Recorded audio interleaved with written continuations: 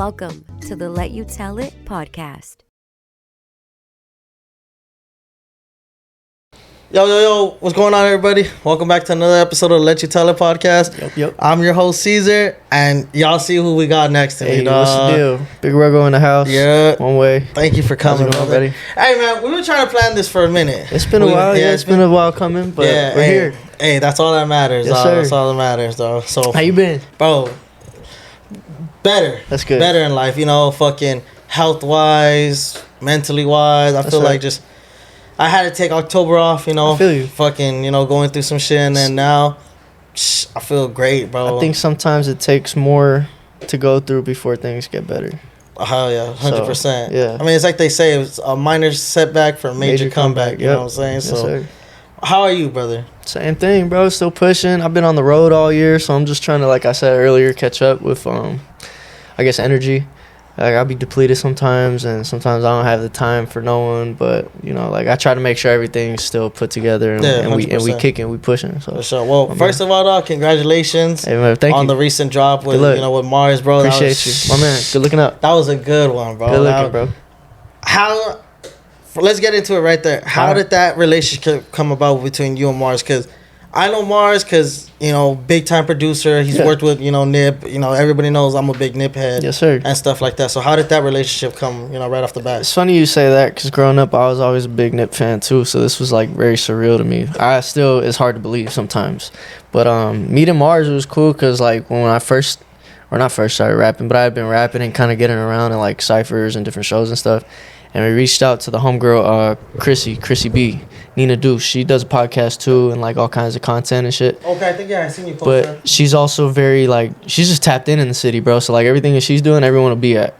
And so one day she was doing like a cipher. Somebody dropped out. We ended up getting last minute called up to do that. Oh, okay. And then the day of that event, they were doing after church. My guy Mars after church LA in the venue that was right next door. So after we had just got off the stage there, we were walking. We're like, "What's this?" And just kind of tapped in from there. And history ever since, bro. Hey man, it's crazy how just like shit like that just works out. You know what I'm saying? Like you wouldn't even think. It was one of them things where we was there for one thing, and if we wouldn't have paid attention to the sound coming from the other room, then we probably wouldn't have ever.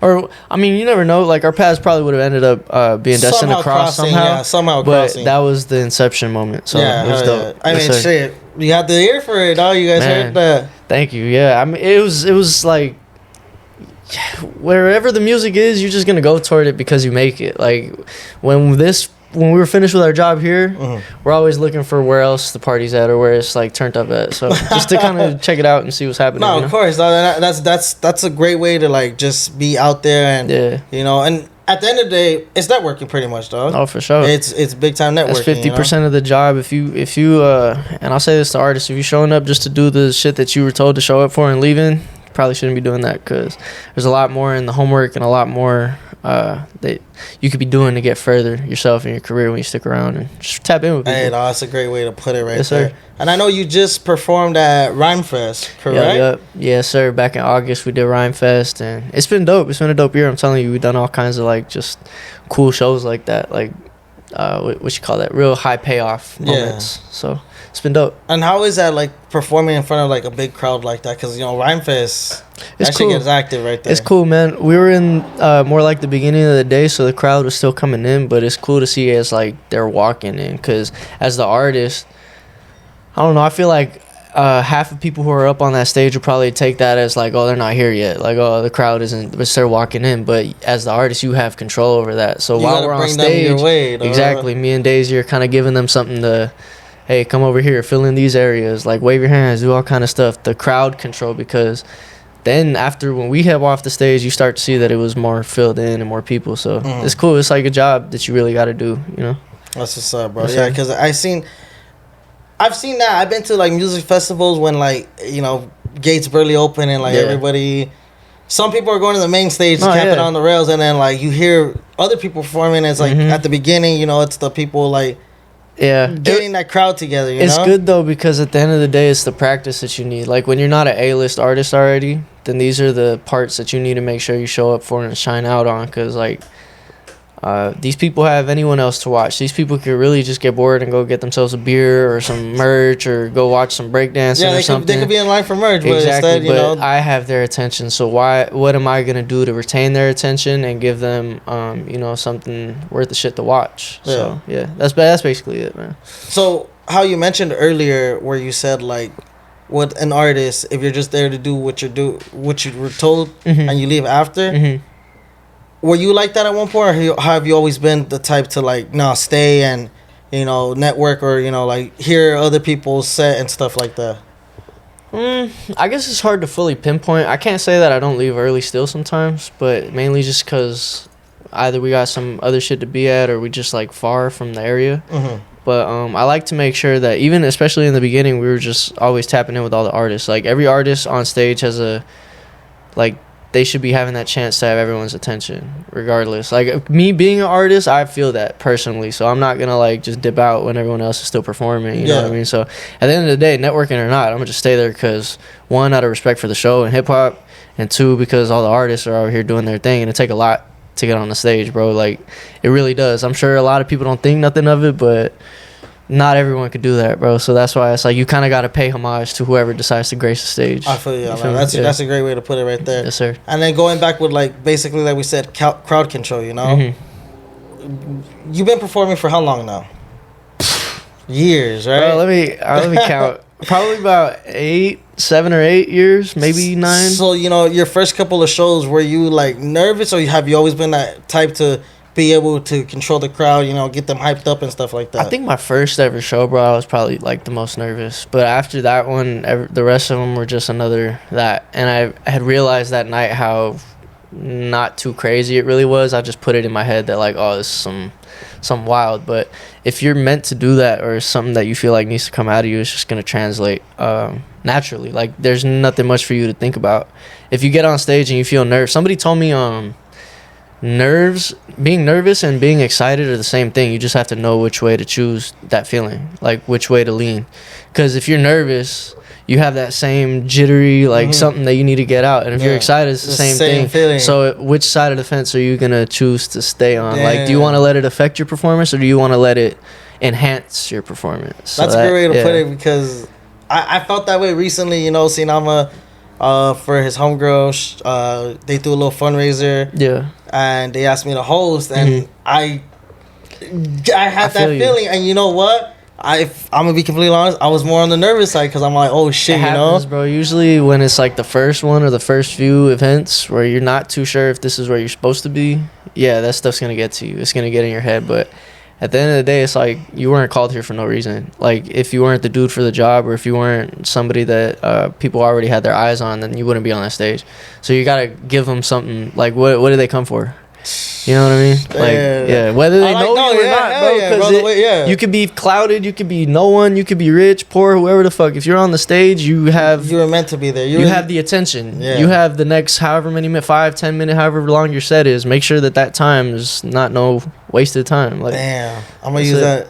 Hey, fool, book me for your next event again. Let me make up for this. Shout out Sonoma. Actually show up and stay next time. Hey, all right. Shout out Sonoma. Fuck A Fresh, all right, man.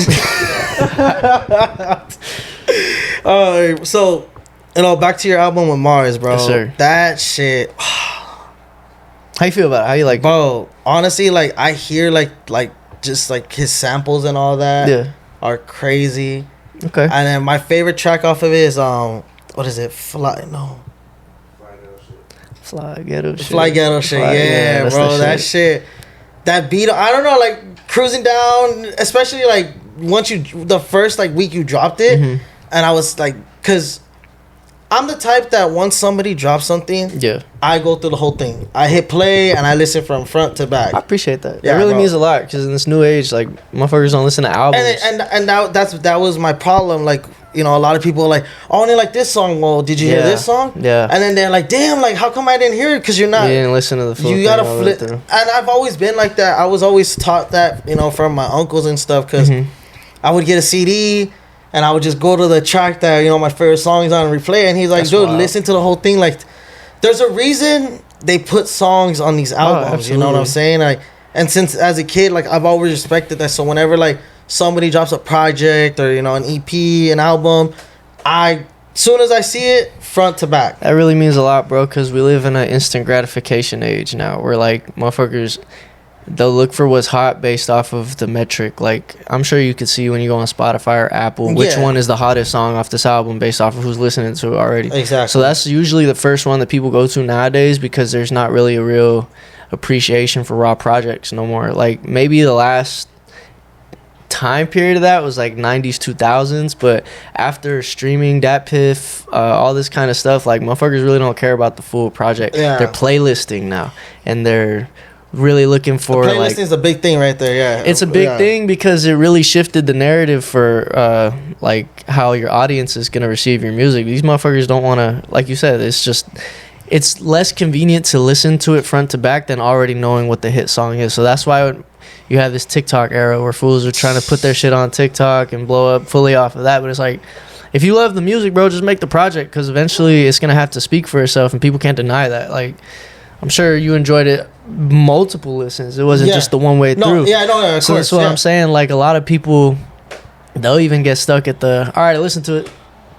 And then, like, what else? You know what I mean? What did you take from it? What did you get? So as an artist, it does mean a lot, bro, because at the end of the day, I try to put, and it wasn't even just a fully me thing. Like, Mars really did guide a lot of this, you know? So, like, half of my artistry is really up on the line here for y'all to be receiving, and I enjoy that. Yeah. So thank you very much, because at the end of the day, like, bro, for years I've been putting out projects, and of course, I always felt like, man, who's listening to, like, all the way through? But it's cool. It's a breath of fresh air to know that, like, you know, motherfuckers really listening. No, yeah, and, like, there's been plenty of times where, like, I put people on, like, a song that was already on a album that one of their favorite songs was on, and they'll be like, what the fuck? Like, bro, this song's sick. I'm like, well, motherfucker, listen to the whole project. I think what it is, too, is, like,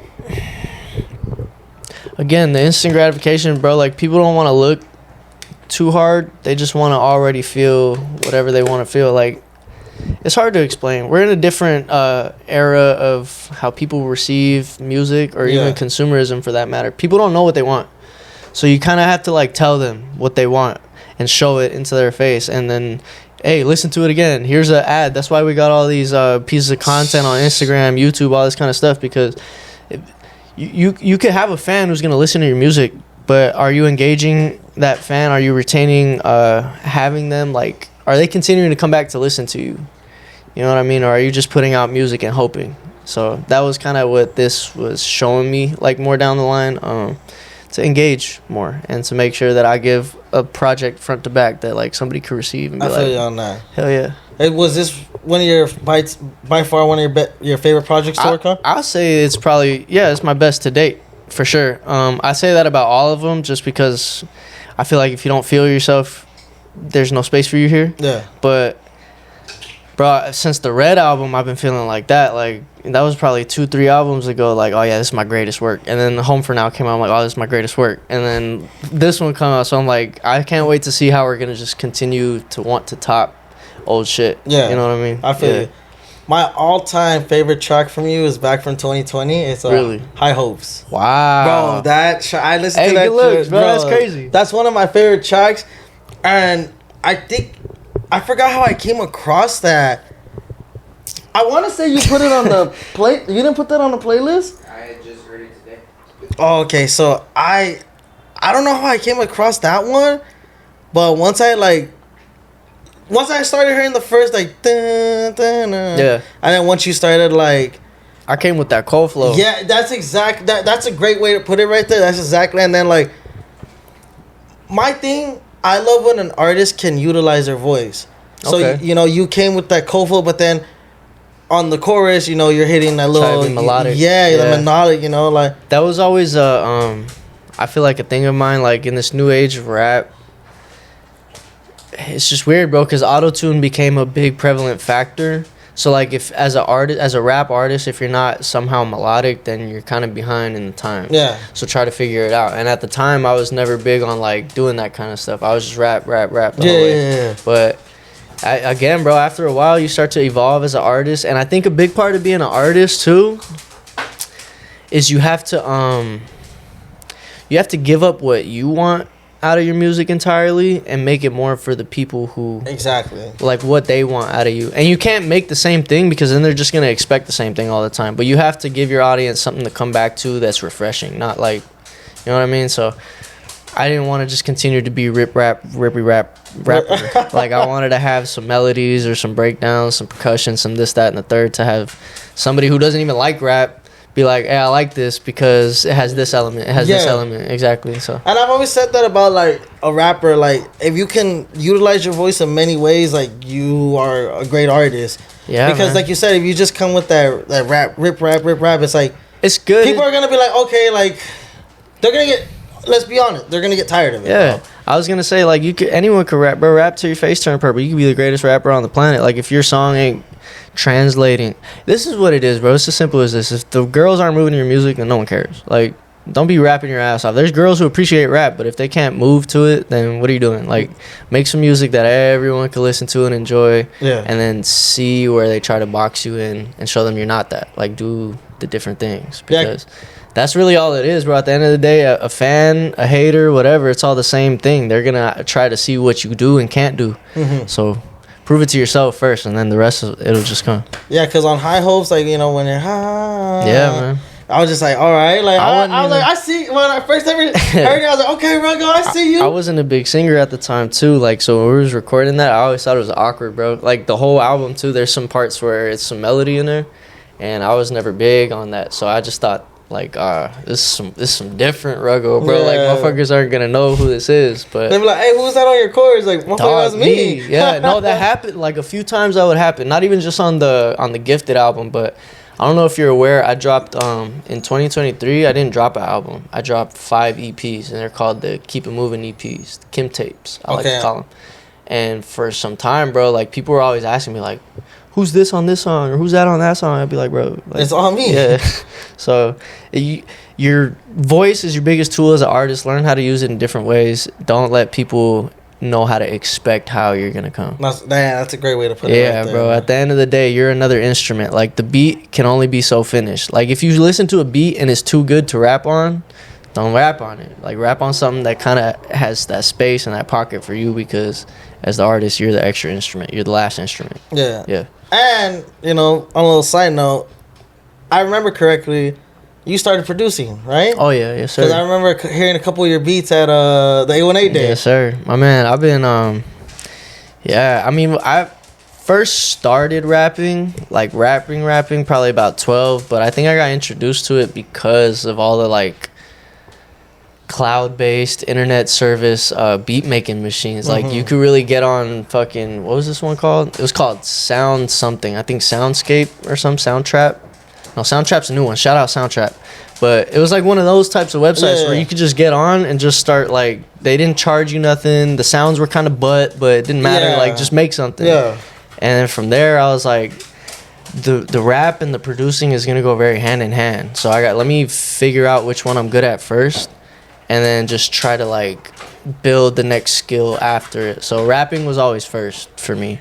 And then after that, yeah, it was a big just production thing. But I had never got big on my production until recent. So, yeah. No, yeah. When I remember you played us a couple tracks, and we were just like, who's this? And I was like, that's Ruggo. We're like, that's Ruggo. Like, all right. It's crazy, bro. Like, I try to make sure that that's a secret web. I don't really like to tell too many people. Like, I mean, people know I produce, bro. Like, my whole last album, Home For Now, half of it was produced by me. Okay. And I like to include tags sometimes, include tags not, just to throw people off and be like, who's this? Who made that? Yeah. So I've gotten a lot of just DMs, emails, people asking me stuff sometimes like, oh, who made this beat? Or, hey, bro, you got beats. So it's cool. It's like, now people are starting to recognize me for that too. Like, I was a rapper first, but the beats are starting to become more serious. Like, it's cool. I'm moving them, bro, so it's dope. Have you had a couple, like, artists on a beats so far? Sinama. How many? Got a couple beats. A couple songs. Those aren't out yet. Shout out Ms. Clover. She got one of some of my beats. That was that session you were telling me about, right? Yes, sir. Yeah. He showed me those tracks. I pulled up. And I was like, what are the vibes? What are we on? Like, what are we doing? And the first song I heard, I'm like, all right, hell yeah, I can see where this is going. Bro, they fucked up letting me upload them beats because like for 2 or 3 songs after that, it was just Ruggo beats. Like, yeah. And I try to make sure that like, I don't know, I don't want to come off like some type of way, like egotistic or like cocky for knowing who I am. But like I know these beats are good, so when I walk into some shit, I'm like, bro, come on, like put this on. You make something to it. And let's see what happens. Like, trust me, I know what I'm doing here, bro. Type shit, you know. Yeah. And I don't like I don't like to impose or just step on people's stuff. Like walk into a session, and be like, all right, turn everything y'all got off. But I like to make sure that I leave there with at least like you heard 4 or 5 of my beats. Because that spark ideas later. Like I'll go to some other studio and I'll still have artists hitting me like, "Hey bro, send me that last one before you leave." Yeah. Like, so it's cool. It's really dope. I'm starting to get that reception from artists that makes me feel like valid as a producer. Okay. You know what I mean? Yeah, I feel you on that. Yeah. Okay, you mentioned you started rapping when you were about 12 years old, right? Yes, sir. So you grew up here in the Valley, correct? Oh yeah. Yeah. What part? Man, all over. Where didn't I grow up?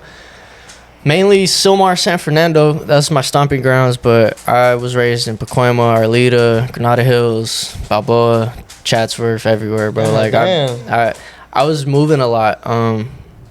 As a kid, like it was just everywhere. I'd be in fucking Hewitt Street on San Fernando to like Simi Valley in a year or something, and then still going to school where I do. Like it was weird, bro, because I went to school in I don't know if you know Vaughn Street, Pandaland. Yeah, bro. I was going there for a while as a kid, like.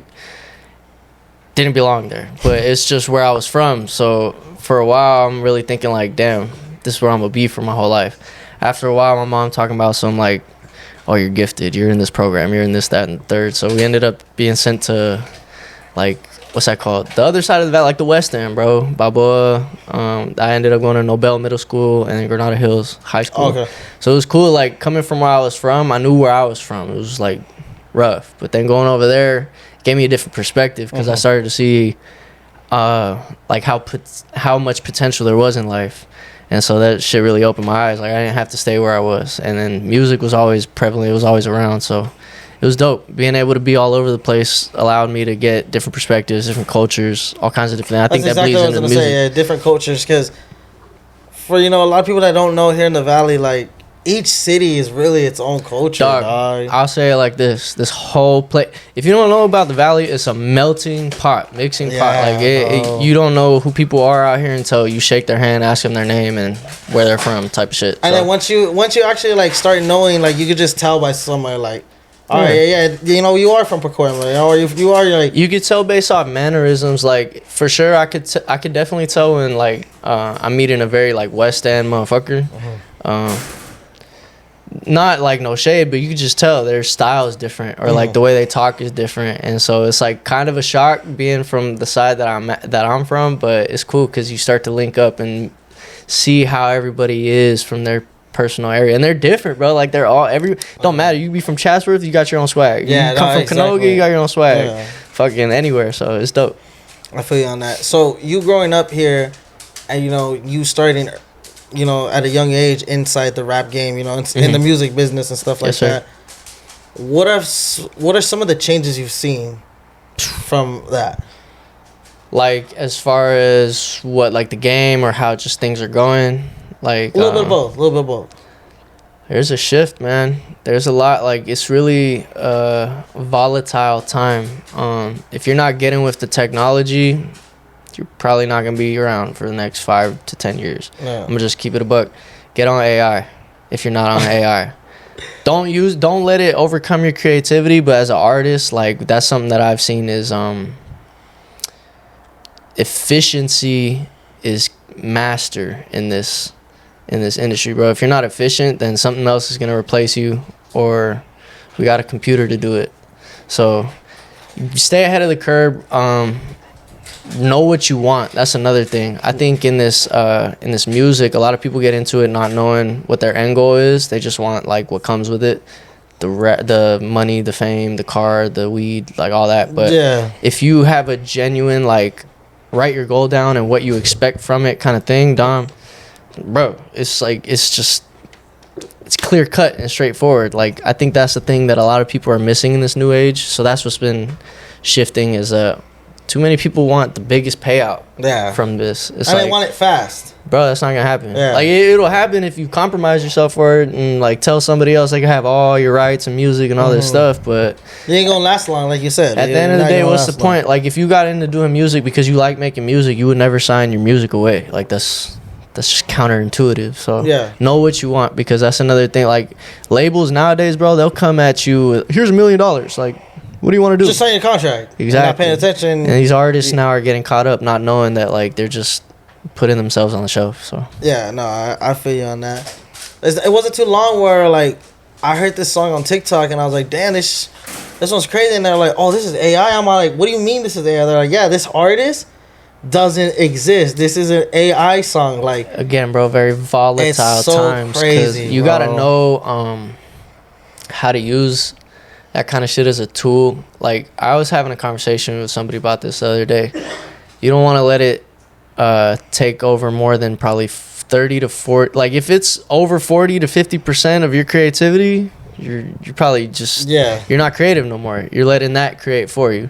So it's a fine line, like it's a balance kind of thing. But again, when we have the conversations with certain executives that we do, bro, they be saying like there hasn't been a session where AI hasn't been used. So you kind of got to figure out like where your lane is. You know, I would never let AI write a rap for me or deliver it for me, but it could probably give me a way faster like idea. Here's a good example. When I was with Mars, bro, we were rehearsing for the J-Don show. Shout out J-Don. And the whole time he's giving me pointers on like things to say, and we're like trying to get it all together, and I'm writing it down. Like writing, he's like, say this, say that, and I'm writing it. It's taking me forever. I'm like, hold on, let me backspace. Let me cut this.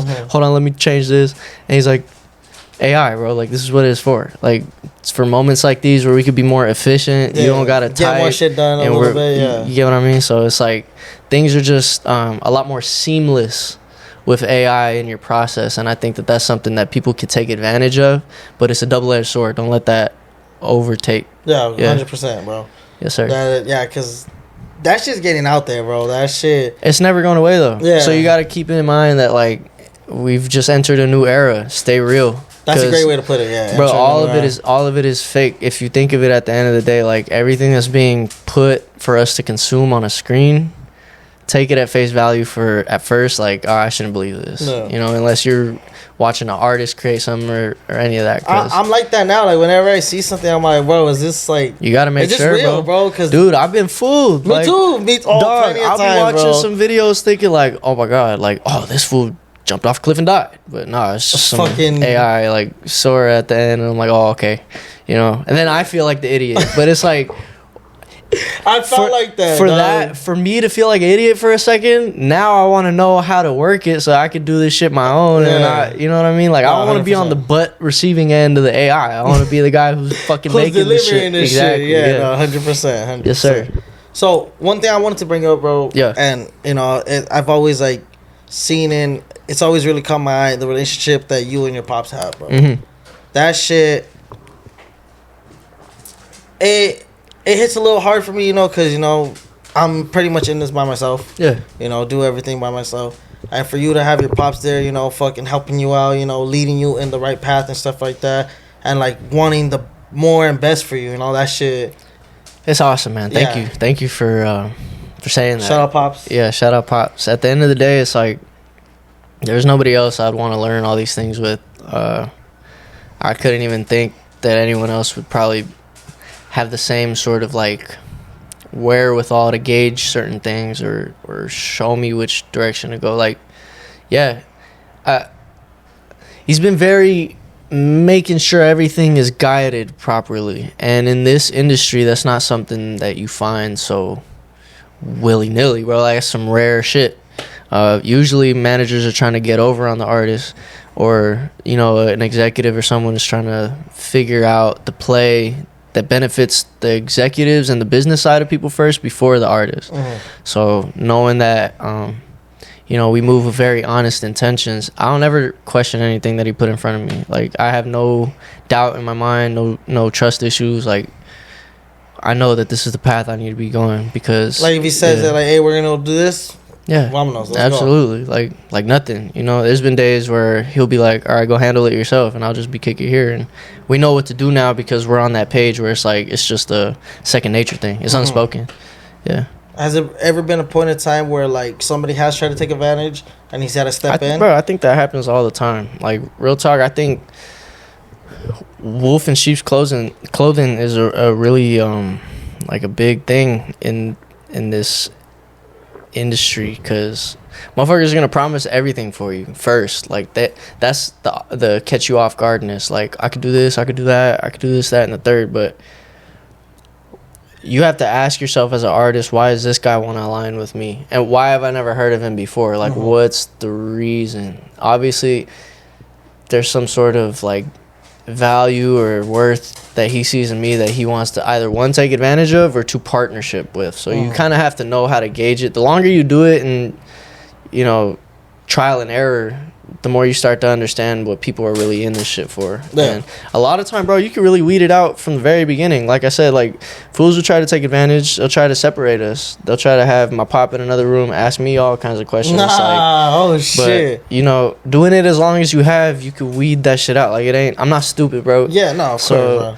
Like, anywhere that happens, it's like, all right, I already see what's happening. Like, that's why you just, your biggest thing, the most powerful thing you can do is just react like nothing. Like, just be quiet and don't tell motherfuckers nothing, because if they're gonna align with you, it's for a reason anyway. So you don't have to do too much. Like, you already know what they're coming at you with. Yeah. So it's hard to explain, but it's weird. It's like a big smoke and mirror industry, so you got to make sure you know, again, what you want. It's like stay on your P's and Q's type shit. I guess so. Not even fully that. Like, fuck them, bro. Respect is earned at the end of the day. 100%, yeah. But for these fools to come up to you and promise you everything, that's why it's important as an artist that you know what you want.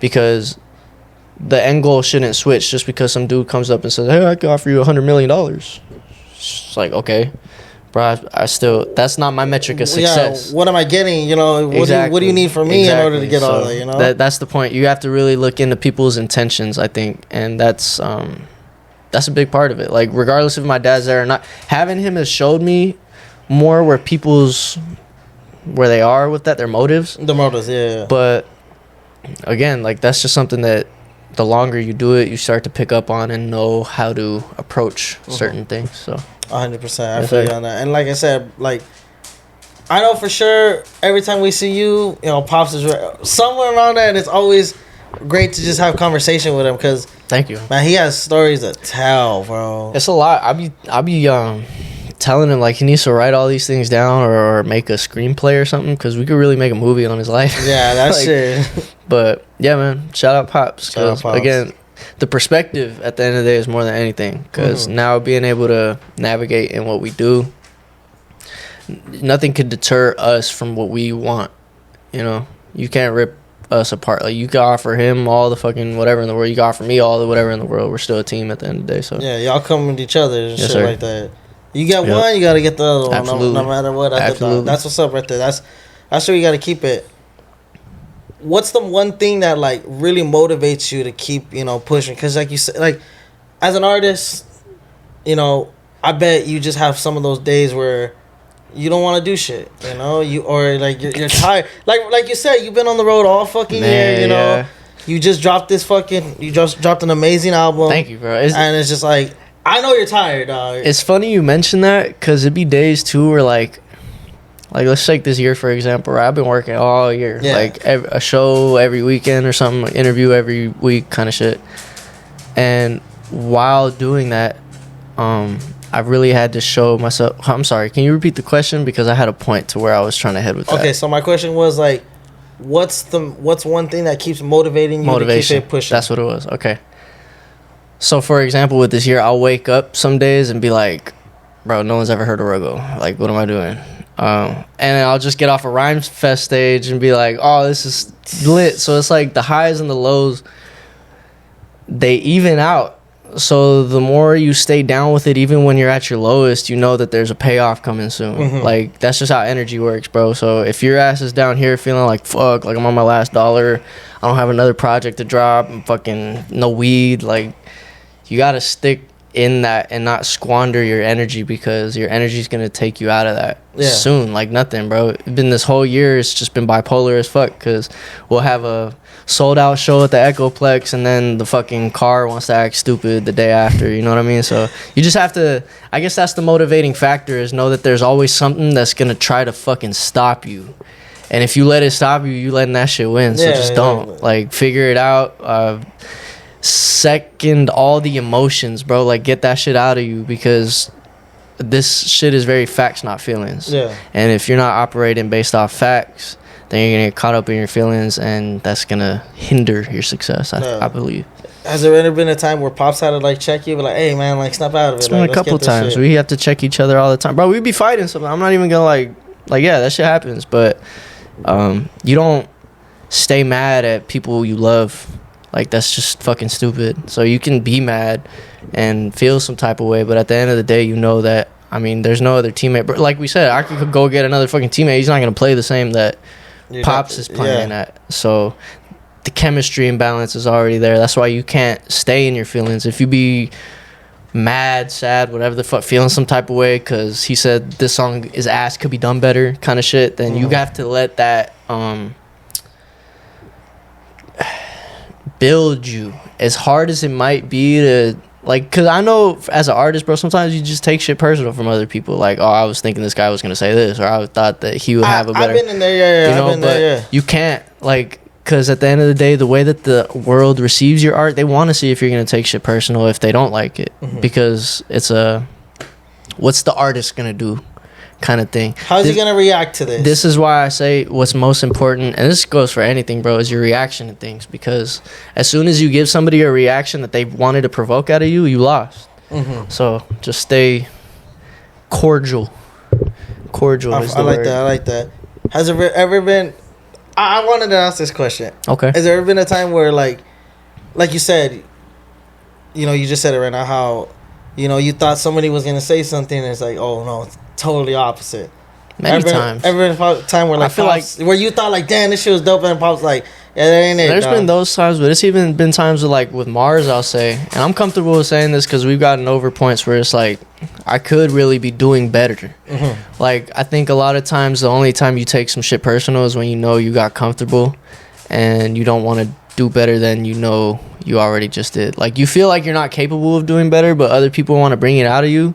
You could get mad when they say, like, bro, what are you doing? Like, we know what you're capable of, so why are you not, you know what I mean? Or you could just fucking do it. And I feel like if they're, like, for example, you know, like with Mars, you know, like, if he's telling you, like, hey, bro, like, you could do better and shit like that, if they're actually, like, that means he's caring about it, you know? Because he could just be like, fuck it, I'll let him that's another thing. Say, or, you know, sound how the way he is, you know? Yeah, that's another thing I had to take into account, bro, because, like, I'm working with Mars, it's not about Ruggo. Like, this is an example that I'll use, because when I go and work with him, it's, I already know what he wants to do. Like, let me just see how to execute it properly and make sure I deliver. Because if I'm not holding up to the standard that he is expecting out of me or brought me in here for, then we're not being productive. There's no point. And he can just go on to the next artist. Exactly. Like, I appreciate that he'll be able to tell me some shit like, you can come at this harder, rather than just be like, oh yeah, like, lie to me, bro. Yeah, that's all right. No, this is the thing too, is that, like, engineers or producers or people who are taking your money for the studio time will tell you, like, oh yeah, it's fine, cool, bro, it's good. But good ain't great, you know? So how can we make... I like when I get into the studio and, like, if I don't know the engineer, but the engineer is already on the same page to be like, nah, this is good, but it could sound better. Because then I know what we're going to get out of this. Whereas I've been to studio sessions, bro, and the engineer just wants to get paid and fucking go home. So they'll record, they'll tell you, oh, yeah, it's good. And fucking keep going, yeah. So as an artist, know where you're valued. Know where you're valued, because that's going to show you how to level up and take the next step, bro. If you're the smartest dude in the room or the best dude in the room, you're just going to stay in that room. Yeah. That's as simple as that, So if you're getting invited to, like, a studio sesh, you know, and how are you? Are you a fly on the wall, like, taking in the energy, seeing, like, where it's shifting and stuff like that? It's weird, bro, because I'm a younger artist. So right now it's like, it's always a different vibe. I have to gauge a lot of rappers sometimes. Like, I don't mean this some type of way, but we all know that rappers move with ego. Oh, So 100%. Yeah. first and foremost, I'm always fly on the wall, people watch type of guy. Like, I want to make sure I know, one, what page we're on, like what kind of energy we're going to translate before I just start talking some shit on a song. And two, like, we're in LA, bro, so you got to gauge the situation. Like, if I got to get out of here in fucking 5 minutes, like, where the fuck am I going to sit at? Yeah. So, again, it's weird because I don't have, like, a set how I come into things, but you kind of have to just, like, gauge everything for how it is personally. Like, I like going to the sessions where it's hella rappers because then I get an idea of who I want to work with, you know, but... Like A1A Day, bro. There was so many some shit like that. Again, that was fly on the wall, Ruggo. Like, I didn't do much. I didn't record a verse. I played some beats, but I didn't record over none of them. Like, that was more of a test the waters kind of thing. But I've been in sessions that are like that where it's hella motherfuckers. You gotta bully your way into that fucking studio, bro. Yeah. Like, it don't even matter at that point. I've had them. What's up, doggy? I've had days, bro, where you just kind of... You get in the studio and you know other motherfuckers are trying to outdo something. So let me show them who I am, type of shit. And being younger, it's weird because, again, when other artists move in their ego, that's a fucking, like, damn near a threat to them. Because they see you have more time. How is this fool already in these rooms that took me this long to get to? So it's some shit like that. It's really weird. Egos. Yeah, that's like having like a really big ego at that point. And it's funny because, like, when I first started, I had to learn how... Like, at first, I was taking that shit personal. I'm like, man, fuck that guy. Like, all this. But after a few years, you kind of just have to let people live in their truths. That's why your reaction is important. You just don't do shit, and they're going to show themselves. Have you had that happen where, like, you bully your way into the booth and somebody's like, oh, what the fuck? Like, nah, who's this guy? And then... Fuck no. Nah? Never. Because I made sure that if I get in that booth, that's just the hardest shit you heard for the last... Whoever got in that booth. Ain't nobody gonna tell me get out. Bro, hell no. Hell no. If someone's gonna tell me to get out of that booth, there was the wrong studio session for me to be at. Yeah. I don't belong there. So... I love that. Yeah. Exactly. So, you know, going back to you growing up, you know, you started rapping at a very young age. Hey, you always gotta make a cameo. She's good. What's up? Hi, he? Yeah, Vader. Vader. What's up, Vader? Always gotta make a cameo. You're good, bro. Hey, man, forget. Okay, so you started rapping at a young age. Mm-hmm. Who were some of your, you know, like, people you looked up to or, you know, inspirations when you were growing up, you know, learning how to rap? Shit, bro. High school, I was listening to a lot of Cole, Logic, and Nipsey. Vince Staples, Isaiah Rashad. Like, a lot of what was prevalent during my, I guess, adolescent years. You know, and not that I ever wanted to be them, but I could definitely see that I emulate a certain style, like, influentially. I don't know, I got a lot of people tell me, oh, you remind me of, like, Logic or Mac Miller, or you rap like Cole, or you have, like, a Nip vibe. And I'm like, all right, that's because, yeah, that's the kind of shit I listen to. But it's been weird, bro, because after a while doing the music, like, you want to continue to listen to these fools and hold them at where they are, but you're the same. Like, you can't act like they're any bigger or better than you when you're living the same shit that they're talking about in their raps. So at the end of the day, it was more like, now I resonate a lot more with Nipsey's raps than I probably did 4 or 5 years ago, because I'm living through what the fuck he's talking about now, and that's not something that a lot of people can relate to. So 100%, while I'm sitting here thinking, like, there's a Nip lyric where he's talking about tiptoeing over traps, tight roping at a height you fall, you know, when it's a rap. Bro, that shit sticks with me 100%. And so I understand how this influence... that's Blue Laces. Nah, that's Killer. Is it? My AC on, my ceiling crack, smoking Killer. Yeah. Yeah. But, again, like, the more music... That sounded like the Blue Laces 2 off of Victory Lab. What part? What you just said. Oh, what I said. Yeah. Probably. A lot of the shit that Nip says is very relatable. So that's the thing. Like 4 or 5 years ago, listening to all the artists that I was in high school, bro, like, you couldn't tell me what really they were talking about because I didn't experience. Like, I couldn't understand. I just knew that this is, like, something that was... that I was gravitating toward. Yeah. But after a while, like, knowing how it's really like to have no gas, no food, no money, be in the studio fucking 5 years, no one knows who you are, now people know who you are, kind of shit. Yeah. It's weird because, like, the whole time, bro, all these artists were talking about it in their music, and you were either a person who listened to it and just enjoyed it and let that be the soundtrack of your life, or two, you were a person who understood what they were talking about and be like, I could do that shit too.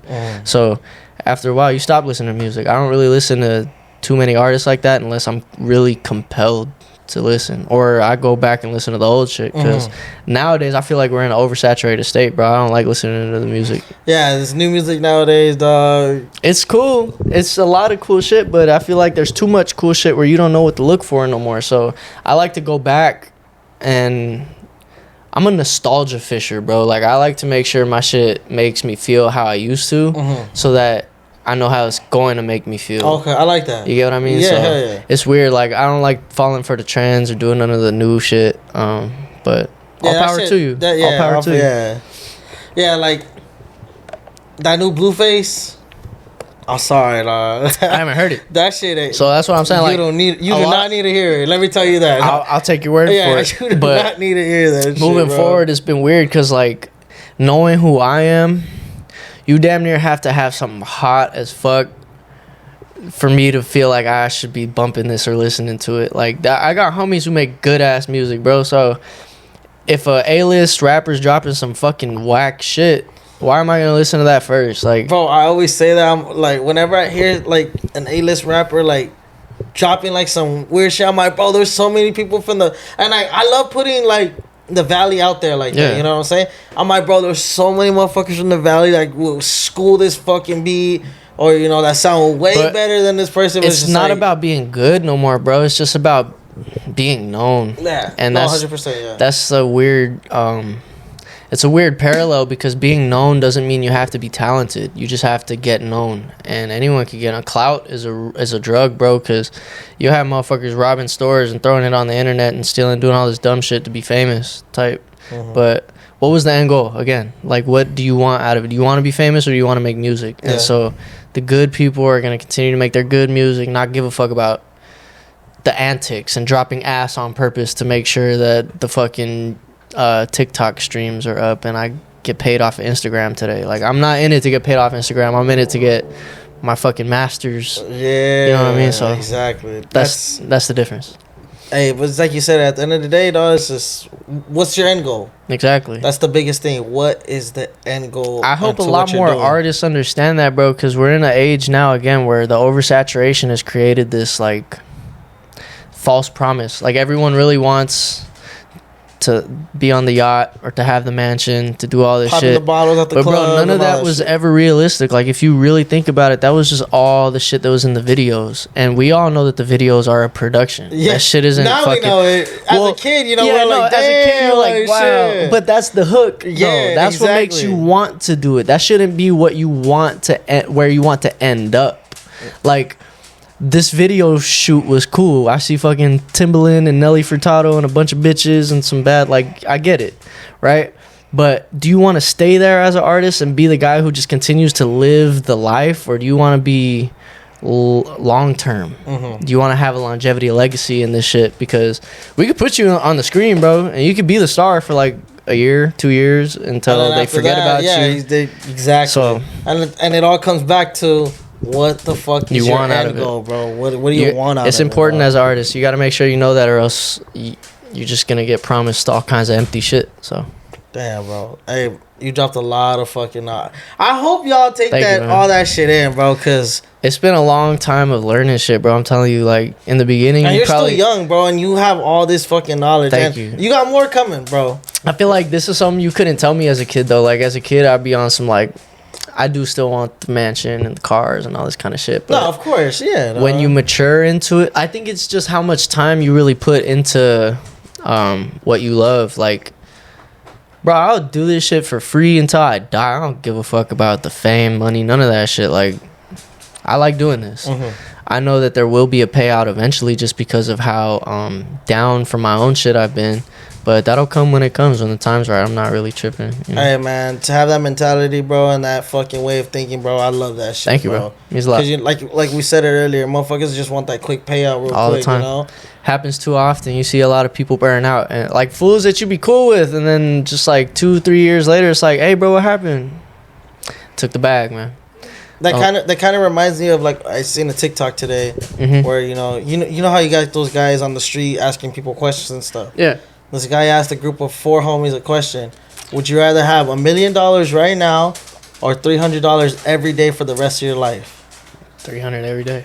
You would think, Bro. everybody. No, there's one guy. No, I'll get the $1 million right now. You know what I can do with that? I can invest it. But are you really gonna?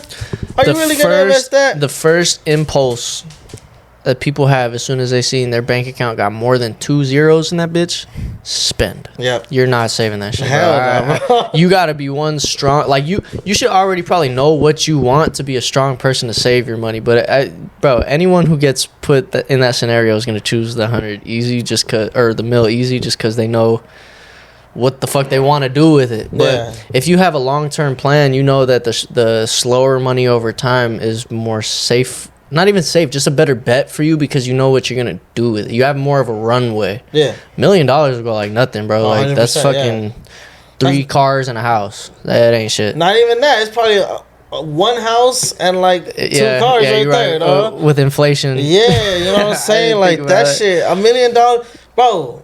$1 ain't shit now. I remember when I was a kid. And going into getting $5, I was rich, dog. You thought you had it, bro. I was be able to go in the store and get all kinds of shit. But nowadays, I'll tell the homie, you want a McChicken? It's on me, dog. Don't worry. I get 5 McChickens right now for us, dog. That's 1 bag of chips now. Yeah. Dog. Oh my god. Fuck crazy. It's wild. But you just gotta stay down. At the end of the day, it's weird because as an artist in this modern economy, it almost makes you feel like it's hopeless. Like, I should just give up. But that's part of it for me that makes me feel like I should continue to go because you know how many people are probably giving up right now? Damn, fuck. Oh my god, because dog. I'm not able to pay my rent, or bro, I don't got gas or none of this shit. I've been learning how to operate off of zero for the last 2 years. It ain't nothing, bro. We're still gonna make music. Yeah, if you're able not to give up and figure it out, dog, you learn how to operate on less, because when you know how to operate with nothing and still get shit done, then wait until the things come in that you do need. Like the resources are going to make the end product a lot better than where it already is. But you need to have that spirit in you, that fire to make it regardless. Like even if you don't have nothing pushing you. Yeah. Because you should be your own self-propelled thing. Bro, you've been dropping fucking knowledge throughout this whole episode. Man, thank you. I mean, we get into the end already where, I ask everybody, if you can leave something for, somebody watching. I feel like you've been doing this the whole fucking episode, dog. But if you could leave, with something, to give to the people, what would it be? Other than what I've already said, I'm trying to think. Because like I said, you've been dropping just crazy gems throughout this whole thing. Oh, yeah. I guess that's another one. Every time you level up, it's gonna feel like you started over again. Like every new level is the bottom of it, if you think about it. So you're gonna feel hopeless in certain points when you're like, I can't do anything for myself. I just reached this milestone. I was like, fuck, like. Yeah, like look at it like this, bro. If you was playing for a team and your team got promoted to a new league, your ass isn't at the top of that league. Yeah, you got to work your way to beat fucking Real Madrid or whoever. Yeah. So know who you are. Like you got yourself out of a certain level, but now it's a new level and you're at the bottom of it. And don't let that hinder you. Don't let that deter you from thinking that you can keep going. Just know that you're at a new level and everything feels like it's the bottom again. Like, fuck, bro. Like you get what I mean. You get what I mean. I don't gotta give too many examples. Yeah. Just when you level up, don't think that everything's over, bro. Like it's just a new level and figure that shit out. I love that, dog. Yes, I love that shit. Before we head out, any shout outs you want to give? Man, let me see. I want to give a shout out to Mr. DOZ. I hope he's doing okay. That's my big homie. He got me to perform at AV Alta this year, which big flex that I've been able to say. So shout out him. I hope he's doing good.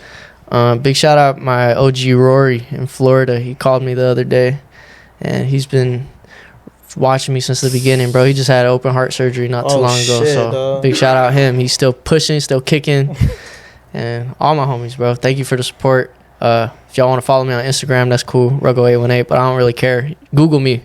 Google Ruggo. That's more important to me. Yes, sir. Hey, I'm gonna link everything right here, man. Go check out his last album with Mars. That shit's a banger. Listen to it from the beginning to the fucking end. Yes, sir. All right, you do that, I'll give you a pat on the back. Yeah. That's all I can give you right now.